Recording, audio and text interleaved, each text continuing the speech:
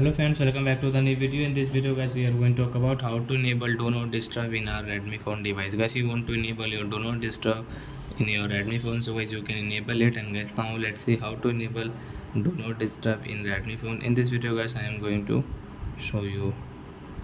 So friends, first of all, open your phone setting guys to enable your do not disturb. Tap here. Then guys, you can see this type of settings. So guys, scroll it down, and guys you can see your sound and vibration. So guys, tap here. Then guys, scroll. Then guys, you can see do not disturb. You can see this, there all will be not reminders for incoming call and notification. So guys, you can enable from here guys. You can see this notification, so your do not disturb will enable in your Redmi phone. So I hope friends you have understood how to enable do not disturb in Redmi phone. So that's it guys, thanks for watching. Now we will meet on next video with new topic. Before going guys, please go and like my video, subscribe my channel. Bye bye friends.